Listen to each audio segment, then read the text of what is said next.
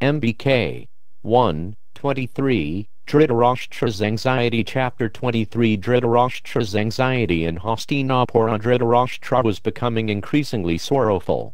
Needing solace, he called for Vidura and said, "O Katwa, your intelligence is no less than that of the great Bhagavad. You are acquainted with all the subtleties of Dharma. You regard all the Kurus equally. Tell me therefore what is good for me and for them. Now that things have taken this course, what should we do? How can we again secure the citizens' faith and love? And especially, how can we avoid total annihilation of our race?" Vidura replied, "O king, religion, as well as economic development and sense pleasure, depend upon virtue.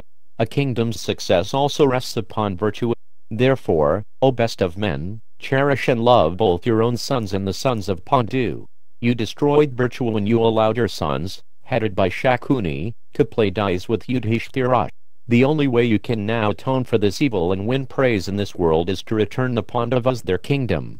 Be satisfied with what is rightfully yours and do not covet others' possessions." Dhritarashtra shifted uncomfortably in his seat. This was not the advice he had wanted to hear. He was more interested in knowing how the Kauravas could secure their present position. Destiny had conferred upon them sovereignty of the entire earth. Now they needed to strengthen their position in order to rule it successfully. What help would it be to concede the kingdom to their most powerful enemies? Dhritarashtra felt his anger rising as Vidura continued to speak. "O descendant of Bharata, I once told you to abandon Duryodhana. Had you listened to me then you would not be repenting now. You can still do it. Cast aside Duryodhana and bring Yudhishthira back as the monarch. Let your sons and their followers wait upon the Pandavas. Have Dushasana apologize to Draupadi in the open court, and he should also beg Bhima's pardon. This will be good for all of us and it will also save the kingdom from destruction. What else can I advise you at such a time?" Dhritarashtra's anger boiled over. It seemed that Vidura always sided with the Pandavas and never favored him or his sons. Placing his hand on his bejeweled scepter, he said, "O Vidura, you speak only to please the Pandavas and do not care to please me. I do not approve of your words. How do you expect me to abandon my own flesh and blood for another's sake? Although the Pandavas are as good as my sons, Duryodhana has sprung from my body. You ask me to leave my own body aside in order to favor another's. Although I hold you in great esteem, today I find your words crooked. I therefore reject them. You may stay here or go away as you please. I no longer require your advice." However well an unchaste wife is treated, she always forsakes her husband. Dhritarashtra rose suddenly and stalked off into his inner chambers. Vidura shook his head sadly and said, "This race is doomed." He decided to follow the Pandavas into the forest and made preparations for his departure, leaving aside their chariots and carrying only their weapons. The Pandavas had begun to travel in a westerly direction, going from forest to forest. They passed through Kurukshetra and crossed over the rivers Yamuna, Drshadwati and Saraswati. Finally, on the banks of the Saraswati, they saw the great Kamyaka forest. Many ascetics lined the river bank while performing their sacrifices and austerities. The Pandavas entered the Kamyaka and built thatched huts in which to live. In the company of the Brahmins they began to devote their time to sacrifice and scriptural study. One evening, as they sat by the sacred fire listening to Brahmins recite Vedic histories, the brothers heard a chariot approaching. They looked up and saw Vidura coming toward them. Surprised, Yudhishthira said to Bhima, "Why is Vidura here? Has he been sent to fetch us for yet another game of dice? Does the mean-minded Shakuni wish to take from us even our weapons?" The Pandavas rose from the fire and greeted Vidura with all respects. They settled him in their midst, and after inquiring about his welfare, Yudhishthira offered Vidura refreshments and a place to rest. The following day, Vidura related to the brothers what had transpired in Hastinapura. "O Ajatashatru, I told the king what was beneficial for him, but he did not care to listen. As the unchaste wife of a noble man can never be brought back to virtue, so the king will not take to the right path. He will never meet with good fortune. As water falling upon a lotus leaf rolls off, so my counsel had no effect on him. He has sent me away with harsh words." The Pandavas consoled Vidura, and he said, "I shall now tell you what, in my opinion, will be conducive to your ultimate success. You should bide your time patiently and find ways to increase your strength. Perform asceticism and worship the gods. This will help you gain power. Always speak the truth and be kind to your dependents and followers. Share your food with them and never boast in their presence. This conduct increases the prosperity of kings. Yudhishthira thanked Vidura for his advice, which he said he would follow. Then another chariot was heard approaching. This time it was Sanjaya coming toward them. Dhritarashtra's charioteer bowed before Yudhishthira and was graciously received with kind words of welcome. When he was comfortably seated, he explained to Yudhishthira why he had come. Having dispatched Vidura with cruel words, the king is consumed by repentance and sorrow. This morning he entered the assembly hall and fell senseless to the floor. When he regained consciousness, he said to the assembled kings, "My brother Vidura is like the god of justice, Yamaraja. Remembering him, my heart burns with anguish and grief." Sanjaya continued, "The king told me to fetch Vidura back to Hastinapura. He said, 'Go quickly, O Sanjaya, and see whether my brother, whom I angrily sent away with harsh words, lives or not. He has never done me the slightest wrong. Rather he has suffered at my hands. Bring him here soon before I give up my life.'" Sanjaya turned to Vidura. "O descendant of Kuru, please return to the city and revive the king. This is his order." Even though Dhritarashtra seemed quite unable to heed his good advice, Vidura decided to return. He loved his elder brother. He knew that Dhritarashtra was intelligent. Despite his foolish behavior, Vidura felt that if he was near the king and able to offer counsel, then at least there would be a chance that he would come to his senses. After taking Yudhishthira's permission, Vidura returned to Hastinapura and went to see Dhritarashtra, who was overjoyed to see him. The king said, "O virtuous and sinless one, by good fortune have I got you back. I could not sleep last night, thinking I was lost." Vidura replied that he had forgiven Dhritarashtra his insult. "You are my guru and worthy of my highest respect. I came here swiftly when Sanjaya told me of your desire. O king, it is only natural that any virtuous man feels inclined toward helping the distressed. Both your sons and those of Pandu are equally dear to me, but because the Pandavas are now in distress I feel compassion more for them." With apologetic words the two brothers continued speaking together for some while, happy to be reunited. Duryodhana, however, was not pleased to see Vidura return. He summoned Shakuni, Karna and Dushasana and said, "The intelligent Vidura has returned. He is always inclined toward the Pandavas. Before he manages to convince the king to bring the Pandavas back, let us consider what should be done. If I ever again see the Pandavas flourish, I shall not be able to maintain my life." Shakuni laughed. "What folly are you speaking, O king? The Pandavas have already left for the forest. They will be gone for the next 13 years. They agreed to accept the wager and will never deviate from truth. Even if your father does ask them to return, they would not agree to do so until their exile has expired. Anyway, we do not need to be afraid. We need only to pretend that we agree with your father and await an opportunity to overcome them again." Dushasana applauded Shakuni's words. "I like your advice, uncle." Karna looked at Duryodhana, who was still uneasy. "O king, all of us here are your friends and well-wishers. We shall always support you against the Pandavas. You have nothing to fear. But I agree with Shakuni. The brothers will not break their vow. If somehow they do return, then we can find some means to again defeat them." Duryodhana turned away from his counselors. He stood and looked out the latticed window at the beautiful palace gardens. He breathed heavily and ground his teeth. How could he be happy as long as those Pandavas were still alive? Karna said, "I know what you are thinking, O ruler of men. I share your feelings. We must root out the Pandavas once and for all. The dice game has not settled the issue, because the Pandavas still alive." Karna's handsome face contorted with anger as he thought of Arjuna, his old rival. He longed to face him in battle. 13 years was a long time to wait. Striding back and forth, Karna went on passionately. "Here is my honest opinion, O king. Now let us put on our armor and take up our weapons, mount our chariots and go in force to the forest. We will find the Pandavas and kill them. This is a good time, while they are destitute and weakened by sorrow. They have no power and no influence. We will easily be able to defeat them." Everyone was stirred by Karna's strong words. His was the right solution. Without hesitation Duryodhana arranged for a large force to accompany him. With Karna and his brothers by his side, he set out for the forest. On their way out of the city, however, they met Vyasadeva. The sage had seen Duryodhana's plan by his spiritual vision.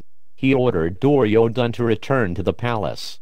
The prince felt chastened, but he dared not defy the rishi's order, fearing the power of his curse. Vyasadeva then went to see Dhrtarastra. When he had been properly received and worshipped, he said, "O greatly wise Dhrtarastra, listen as I tell you what is best for the Kurus. I am not at all pleased that the Pandavas have been sent to the forest through dishonest means. If you do not return their kingdom, then, at the end of the 13 years, they will not have forgotten their enmity. Without doubt they will kill the Kauravas." Vyasadeva sat upon an elevated seat in the Kuru assembly. He looked at the king, who sat surrounded by his ministers and counselors. They all listened respectfully as the sage continued. "Your foolish son now desires to slay the Pandavas. You should check him. If he tries to kill those heroes in the forest, he will lose his own life.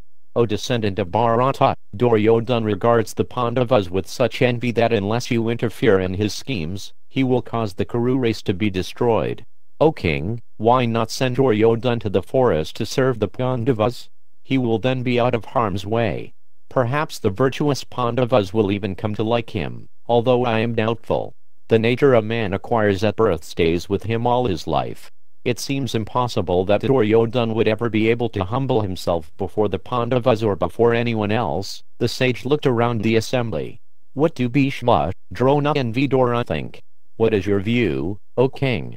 You should do the right thing immediately, otherwise your happiness will be destroyed." Dhrtarastra lifted a hand decked with gleaming rings and placed it against his forehead. Sighing, he replied, "O illustrious one, I did not like this gambling business from the beginning. I think I was forced to give my consent by irresistible destiny. Neither Bhishma, Drona, Vidura, nor the Queen Gandhari liked the dice game. I have no doubt that it happened under the Lord's deluding potency, Maya. I knew all this at the time, but due to my paternal love I was unable to abandon the envious Duryodhana. O king, I can understand how you feel. The son is always a man's most dear object. But why do you not also see the Pandavas as your sons? They are suffering distress. Why do you not feel compassion for them now? I am now addressing you as my own son. I feel the same love for my other two sons, Pandu and Vidura. You have 101 sons and Pandu has only 5. When I think of Pandu's sons I wonder only how I may help them. O best of men, if you wish to keep all the Kurus alive, then order Duryodhana to make peace with the Pandavas." Dhrtarastra slowly shook his head, his brilliant crown catching the sun rays pouring through the windows. "O wise Rishi, it is exactly as you say. I know it well, as do all these kings. I have already heard the same advice from Bhishma, Vidura and Drona. Somehow, I cannot follow that advice. Please therefore be gracious to the Kurus and instruct my wicked son to take the righteous path." Vyasadeva, who could see past, present and future, said, "Soon the illustrious Rishi Maitreya will visit after having visited the Pandavas. He will admonish your son for the sake of the Kuru's welfare. Follow his advice without hesitation. Otherwise he will curse your son." Vyasadeva then stood and left the assembly. As Vyasadeva predicted, Maitreya Rishi soon arrived. The itinerant ascetic, who carried only a staff and a water pot, was received with all respect by Dhrtarastra and his sons. They worshipped him with offerings of arghya and other rites. Dhrtarastra then offered him a jewel-encrusted seat in the assembly. When the sage was seated comfortably the king asked, "O illustrious one, was your journey from the forest a pleasant one? Are the heroes, the 5 Pandava brothers, living there happily? Will they spend the full 13 years there? How will the brotherly affection between my sons and nephews be restored?" Maitreya looked around the assembly. "While on a pilgrimage I came to the Kamyaka forest and met Yudhishthira and his brothers. They now wear deer skins and have matted their hair, and they live there surrounded by rishis. I heard from them of the grave errors Duryodhana committed and of the terrible danger that you now face as a result. Therefore, I have come here to offer some advice.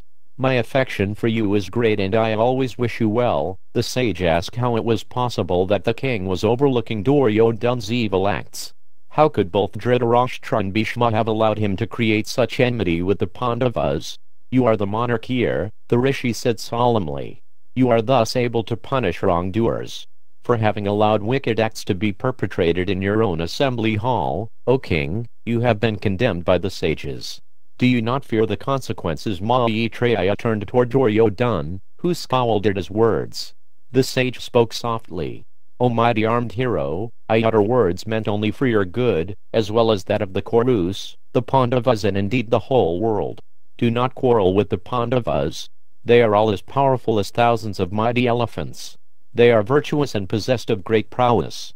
With his bare hands, Bhima has slain 3 powerful Rakshasas, enemies of the celestials who were capable of assuming any form at will. He killed these 3, Hidimba, Baka and Karmira, as easily as a tiger kills small deer. Do you remember how that same Bhima killed, in single combat, the invincible Jarasandha? Who is foolish enough to create enmity with such heroes, having as they do Kṛṣṇa, Drupada and Drupada's sons as their allies? Take my advice, dear child, and make peace with them. Do not bring this danger upon yourself. Duryodhana looked away and made no reply. He exposed his thigh and slapped it loudly, then hung his head. Then stretching his leg as if bored, he scratched the ground with his foot. When he saw Duryodhana's impudence, Maitreya's eyes turned red with anger. He touched holy water and, holding the sacred thread hanging from his shoulder, said in a voice like thunder, O insolent one, since you slight my words and pay no heed to my advice, you shall soon reap the result. In the great war which will spring from the wrongs you have perpetrated, Bhima will smash your thigh with his mace. Dhrtarastra immediately became alarmed. He sought to console and gratify Maitreya with gentle words, asking him to be merciful toward Duryodhana. Maitreya said that if Duryodhana made peace with the Pandavas, the curse would be lifted. Otherwise it would not be reversed. Dhrtarastra felt a little relieved, having managed to mitigate Maitreya's curse. He then said, O Rishi, we have heard how Bhima destroyed Hidimba and Baka, but not Karmira. Who was this demon? What was his strength and how was he killed? We wish to know everything. Maitreya replied, I will not speak any further to this assembly because Duryodhana has rejected my words. Vidura knows well the history of Karmira, and with that the sage rose and left the city. When the offended sage was gone, Dhrtarastra asked Vidura to relate the story. Vidura replied, O king, I heard this story from Yudhishthira when I spoke to him in the forest. Having left Hastinapura, the Pandavas traveled for 3 days and nights, finally arriving at the Kamyaka forest. As they moved through this forest during the fearful hours of the night, they encountered a terrible Rakshasa with flaming eyes. He stood as tall as a tree and held a blazing torch. With arms and legs outstretched like the branches of a huge cell tree, he blocked the Pandavas' path. He had 8 fangs protruding from his wide-open mouth, and his eyes were the color of copper. His flaming red hair stood erect and he resembled a mass of clouds charged with lightning and adorned by a flock of cranes. Roaring like thunder, he spread the Rakshasa illusion and confounded the Pandavas' senses. The assembly listened spellbound as Vidura told the story. Birds and other creatures dropped down everywhere simply from hearing the demon's awful cries. Deer, buffaloes, leopards and bears fled terrified in all directions. The forest itself seemed to be moving due to all the fleeing creatures. A violent wind blew up and dust clouds swirled. Even as grief is the greatest enemy of the 5 senses, so that Rakshasa appeared to the 5 Pandavas. Spying the brothers from a distance, clad in their deer skins and carrying weapons, the Rakshasa obstructed their path like the Mahinaka mountain. When Draupadi saw the horrifying creature, she closed her eyes and stood amid her husbands like an agitated river amid 5 hills. Domya at once uttered Vedic mantras to counter the demon's illusions, and the wind ceased and the dust settled. Seeing his power checked, the Rakshasa opened his eyes in anger. He looked like death himself. Yudhishthira was stern. Who are you? What do you want of us? The Rakshasa replied, I am Karmira, the brother of Baka. I live comfortably in this uninhabited forest. I eat all men foolish enough to come here. Who are you that have come today to become my food? We are the 5 sons of Pandu, Yudhishthira answered. We have been exiled from our kingdom and desire to spend our time in this forest, which is your dominion. When their identity was disclosed, the Rakshasa bellowed in joy. What good luck! Fate has today accomplished my long-cherished desire. I have wandered around in the hope of finding Bhima, my brother's killer. Now he stands here before me at the dead of night, when my power is greatest, and when I am hungry. Disguised as a Brahmin, this wretch slew my brother and stole his sister. I shall now wreak my vengeance on him. I will kill him and offer his blood to Baka's departed soul. In this way, I shall be freed of my debt to my brother. I shall devour Bhima, digesting him even as Yugastaya digested the Asuravata Yudhishthira rebuked the Rakshasa. This can never be. The mighty Bhima at once tore up a huge tree and stripped it of its branches, and in the twinkling of an eye Arjuna had strung his bow and stood with an arrow at the ready. But Bhima stopped his brother and advanced alone to face the demon.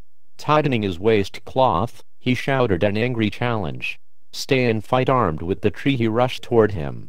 As Indra hurls his thunderbolt, Bhima brought down the tree with force upon the Rakshasa's head. The tree smashed to pieces while the demon remained unmoved. He hurled his flaming brand at Bhima and it flew toward him like a streak of lightning. Bhima dropped quickly to the ground and turned the torch away with his left foot. Roaring terribly, the Rakshasa himself tore up a great tree and rushed at Bhima like Yamaraja bearing his death-dealing staff. The two combatants pulled up tree after tree and hurled and smashed them together as they fought. The battle resembled the fight of old between Vali and Sugriva, and soon a large area of the forest had been stripped of trees. The angry demon then lifted and hurled a massive rock at Bhima, who caught the boulder and tossed it back. Karmira rushed at Bhima with outstretched arms, even as Rahu goes to devour the sun. They grappled together, rolling about on the earth like a couple of infuriated bulls locked in mortal combat.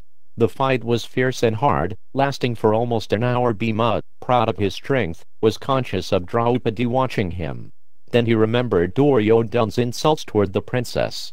Looking at the demon as if he were the Kaurava, Bhima's anger swelled. He seized the Rakshasa like one mad elephant seizing another. Karmira also seized the Pandava, but Bhima lifted him and threw him down violently. He then took hold of the demon by the waist and began to shake him as trees are shaken by the wind. Even as he was being shaken, the demon reached up and with all his strength grasped hold of Bhima by the neck. Bhima repeatedly lifted and smashed the Rakshasa down, even as the demon gripped him with hands like steel vices. The earth shook and the forest echoed with the sound of Karmira's body striking the ground. He roared fearfully like a discordant trumpet. Bhima lifted him and whirled him around with tremendous power. Seeing that the Rakshasa had fallen unconscious, Bhima threw him to the ground. He placed his knees on his chest and strangled him. As the demon died, Bhima said, "O sinful wretch, you need no longer wipe away the tears of Baka and Hidimba's relatives, for you are now going to join them." Leaving Karmira's body lying on the path, devoid of clothes and ornaments, Bhima rejoined his brothers. They gathered round him and praised him. Again placing Draupadi in the center of their party, they entered deeper into the forest. The assembly was amazed to hear this story. Vidura concluded, "This is what I heard from Yudhishthira. When I was passing through the forest, I saw for myself the Rakshasa's body after being smashed by Bhima's blows." Dhritarashtra sighed and said nothing. He was becoming increasingly anxious. Bhima had promised to kill all his sons. Who or what could ever prevent him from fulfilling his promise? The king's heart burned with fear and anguish.